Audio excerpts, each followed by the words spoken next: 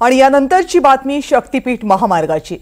शक्तीपीठ महामार्ग देवेंद्र फडणवीस यांचा महत्त्वाकांक्षी प्रोजेक्ट। हा प्रोजेक्ट पुन्हा एकदा वादाच्या भोवऱ्यात आहे। शेतकऱ्यांचा या प्रकल्पाला विरोध असेल तर हा प्रकल्प होऊ देणार नाही असा शब्द निवडणुकीच्या अगोदर तत्कालीन मुख्यमंत्री एकनाथ शिंदेंनी दिला होता। पण निवडून आल्यावर सरकारने शब्द फिरवला। 6 महिन्यांच्या आत शेतकऱ्यांचा विरोध डावलून शक्तीपीठ महामार्गाच्या मोजणीला सुरुवात झाली आहे। विदर्भापासून कोकणापर्यंत शेतकरी या महामार्गाला विरोध करतात। सगळ्यात जास्त विरोध या प्रकल्पाला कोल्हापुरातून होतोय। पण सरकारने या सगळ्या विरोधाला राजकीय विरोधाचं लेबल लावले।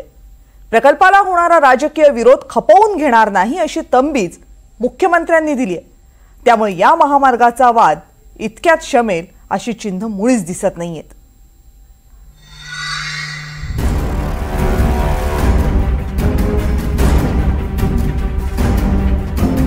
नको असलेला रस्त्याचा अटहास का? हे जे चाललंय हे शक्तीपीठ मोठं इन्फ्रास्ट्रक्चर उभं करा, याच्यातून बक्कळ पैसा कमवा।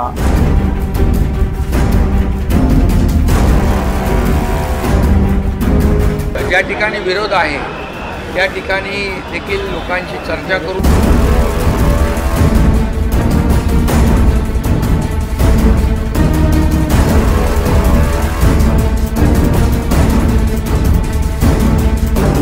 शेतकऱ्यांनो गोपनी तयार ठेवा। तुमच्या गोपनीच्या दगडानं हे सारे ड्रोन टिपायचे आहेत। राजकीय विरोध जे करतील त्यांना मात्र आम्ही बधणार नाही। राजकीय विरोध जे करतील त्यांना मात्र आम्ही बधणार नाही। हो नाही म्हणत म्हणत शक्तीपीठ महामार्गाला राज्य सरकारनं ग्रीन सिग्नल दाखवला आणि त्याचे पडसाद लगेच असे उमटायला लागले।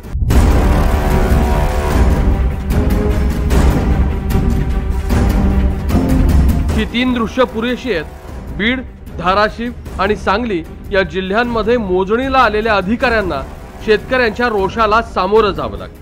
माझा शक्तीपीठाला विरोध आहे। शक्तीपीठ रद्द झालाच पाहिजे। शक्तीपीठ रद्द झालाच पाहिजे। शेतकरी गेली वर्षभर झाला आक्रोश करतायत। आमच्या बागायत जमिनी त्यामध्ये उद्ध्वस्त होत आहेत। आमच्या विहिरी उद्ध्वस्त होत आहेत। आम्ही भूमिहीन होतोय। प्रचंड मोठ्या प्रमाणात शेतकऱ्यांचा ह्या शक्तीपीठ महामार्गाला राज्यभरामध्ये विरोध असताना शक्तीपीठ महामार्गासाठी राज्य सरकारने भूसंपादनाला 20,000 कोटी रुपये मंजूर केले। हे अशकृत्य इथं आमच्या इथं होऊ देणार नाहीत आणि शक्तीपीठ महामार्ग हा रद्द करावा।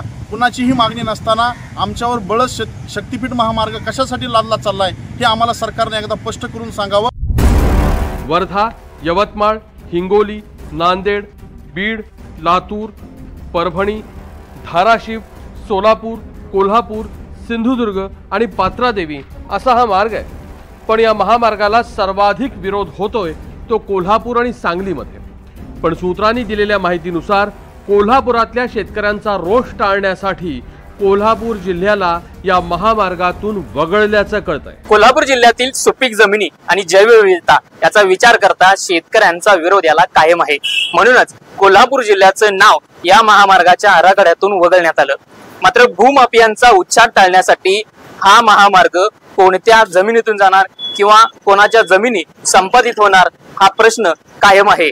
याचं उत्तर मात्र अद्यापही स्पष्ट झालेलं नाही। कोल्हापूरला जरी वगळलं असलं तरी सांगलीसह अनेक जिल्ह्यातल्या शेतकऱ्यांचा या महामार्गाला विरोध कायम आहे।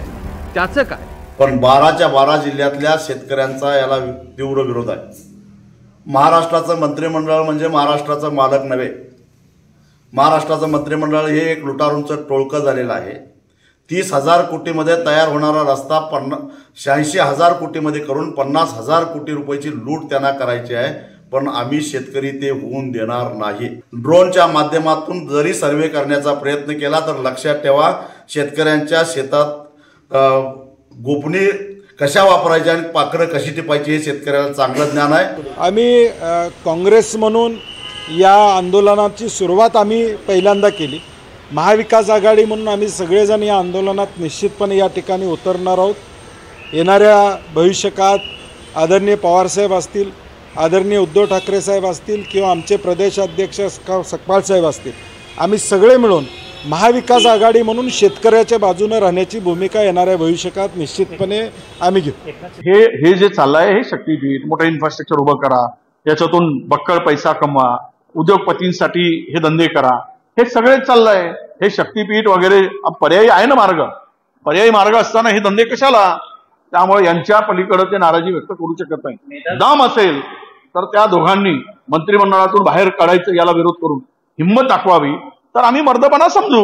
धन्यवाद. एकीकडे सरकारच्या विरोधात सूर उमटत असताना सरकारनं मात्र तयारी पूर्ण केली. सर्वेक्षणाचं काम तातडीनं पूर्ण करण्याच्या हालचाली सुरू झाल्या. काँग्रेस पहिल्या दिवशीपासून सगळ्याच विकास कामांना विरोध करताय. समृद्धीचा विरोध करणारी हीच मंडळी होती, पण लोकांनी समोरून येऊन समृद्धी महामार्गाला समर्थन दिलं.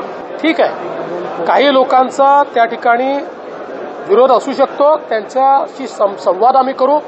कालच उपमुख्यमंत्री महोदयांनी सांगितलेलं आहे की आम्हाला संवादाने हे करायचंय, आम्ही संवाद करू, पण राजकीय विरोध जे करतील त्यांना मात्र आम्ही बधणार नाही. प्रकाश आंबेडकर आणि आपले हसन मुश्रीफ यांनी देखील यावर लोकांच्या भावना ज्या आहेत, विरोधातल्या भावना आणि काही लोक बाजूनी आहेत, परंतु ज्या ठिकाणी विरोध आहे त्या ठिकाणी देखील लोकांशी चर्चा करून, लोकांशी बोलून काही 3-4 पर्याय जे आहेत ते पर्याय जे आहेत त्याच्यावर देखील चर्चा होईल आणि या चर्चेतून मला वाटतं मार्ग निघेल.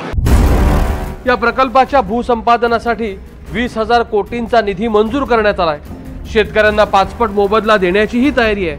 पण या महामार्गामध्ये शेतकरी आणि पर्यावरण असे 2 मोठे अडथळे आहेत, जे पार करण्याची शक्ती मिळो अशी प्रार्थना सरकार करतंय. Bureau report, NDTV Marathi.